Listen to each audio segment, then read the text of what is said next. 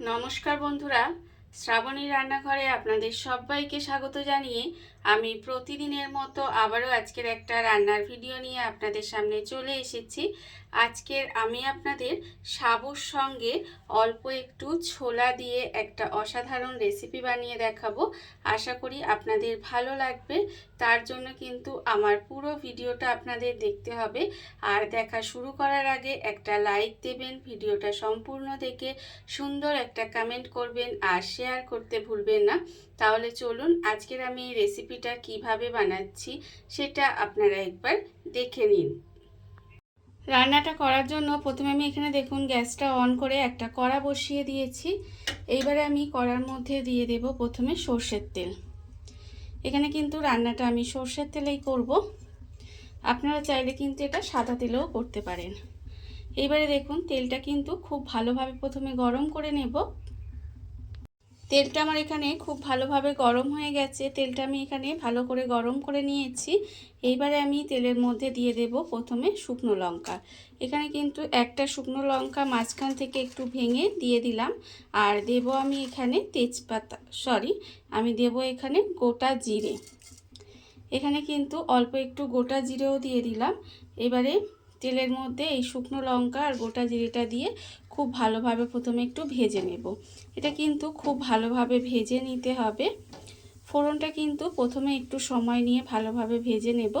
আর আমি প্রতিদিনের মতো আপনাদের একটা কথাই বলবো যে প্লিজ আমার ভিডিওটা আপনারা টেনে টেনে দেখবেন না, পুরো ভিডিওটা দেখুন, আশা করি আপনাদের ভালো লাগবে।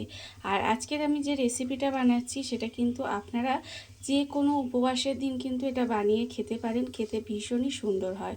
আর অনেকটা সময় কিন্তু পেটটাও ভরা থাকে। দেখুন এখানে কিন্তু ফোড়নটা খুব ভালোভাবে ভেজে নিয়েছি। আর এই লঙ্কাটা আর এই যে গোটা জিরেটা দিয়েছি এটা কিন্তু একটু ভালোভাবে ভেজে নিতে হবে, তবে পুড়ে না যায় সেটা কিন্তু লক্ষ্য রাখবেন। যখন দেখবেন একদম সুন্দর করে ভাজা হয়ে গেছে তখন কিন্তু আমি এর মধ্যে দিয়ে দেব আলু। এখানে কিন্তু আলুটা আমি এইভাবে একটু ছোট ছোট করে কেটে রেখেছি, সেই আলুটা আমি এখানে দিয়ে দিলাম। এখানে কিন্তু আমি একটা আলু দিয়ে দিয়েছি, মাঝারি সাইজের একটা আলু দিয়ে দিলাম। আলুটা দিয়ে কিন্তু এইভাবে তেলের মধ্যে একটু নাড়াচাড়া করে নেব। আর এই সময় আমি এর মধ্যে দিয়ে দেব গাজর। এখানে কিন্তু একটা গাজরকে এইভাবে একটু ছোট ছোট করে কেটে রেখেছি, সেই গাজরটাও এর মধ্যে দিয়ে দিলাম। আমি কিন্তু এখানে শুধুমাত্র আলু গাজর দিয়েছি, আপনারা এর সঙ্গে কিন্তু অন্যান্য সবজিও দিতে পারেন, তাতেও কিন্তু খেতে ভীষণই ভালো লাগবে। তবে আজকের আমি যেইভাবে দেখাচ্ছি সেইভাবেও যদি করেন তাতেও কিন্তু ভীষণই ভালো লাগে। দেখুন এখানে কিন্তু আলু গাজর দিয়ে দিয়েছি। এইবার আমি এর মধ্যে দিয়ে দেব ছোলা। এখানে কিন্তু ছোলাটা আমি ভিজিয়ে রেখেছিলাম, সেই ছোলাটা ভেজানো ছোলাটা এর মধ্যে দিয়ে দিলাম। দিয়ে এবার এটাকে এইভাবে একটু নাড়াচাড়া করে নেব। নাড়াচাড়া করে নিয়ে তারপরে এটাকে কিন্তু আমি একটু ঢাকা দিয়ে দেব। ঢাকা দিয়ে একটু সময়টা রান্না হতে দেব। ঢাকা দিয়ে আমি এইভাবে কিন্তু প্রায় 2 মিনিট মতো রান্না করে নিয়েছিলাম। তারপরে কিন্তু আবারও ঢাকাটা খুলে এটা একটু এইভাবে নেড়ে চেড়ে দিতে হবে। দেখুন এইভাবে একটু আমি রান্নাটা করে নিচ্ছি। এইবার আমি এর মধ্যে দিয়ে দেব দেখুন নুন। এখানে আন্দাজ মতো নুনটা দিয়ে দেব। আর দেব আমি এখানে হলুদের গুঁড়ো, খুব সামান্য একটু হলুদের গুঁড়ো দিলাম।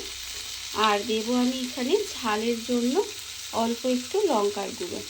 কতটা ঝাল খাবেন সেটা বুঝে এটা ব্যবহার করবেন, তবে এটা কিন্তু খুব বেশি ঝাল ঝাল ভালো লাগবে না, সেই জন্য ঝালের পরিমাণটা কম দিয়েছি। তবে আপনারা কতটা ঝাল খাবেন সেটা বুঝে কিন্তু লঙ্কা গুঁড়োটা ব্যবহার করবেন। এইবারে দেখুন একেবারে কিন্তু গ্যাসটা লোতে দিয়ে রান্নাটা হবে। গ্যাসটাকে একেবারে লোতেই দেওয়া আছে, দিয়ে এবার এইভাবে নেড়ে চেড়ে একটু সময় রান্না করে নিতে হবে। আর আমার চ্যানেলের নতুন বন্ধু পুরনো বন্ধু সবাইকেই বলছি আমার তরফ থেকে অনেক অনেক ভালোবাসা।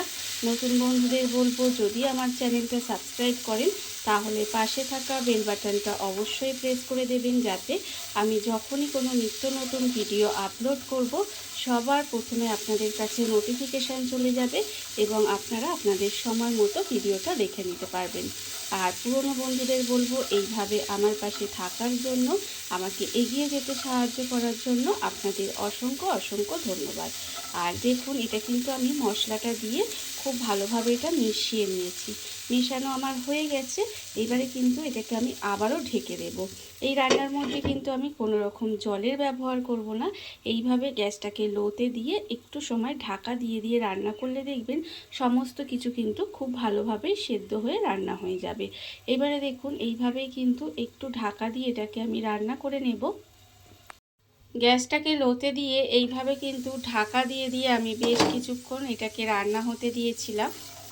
আর মাঝে মাঝে কিন্তু একটু এইভাবে একটু নেড়ে চেড়ে দিয়েছি।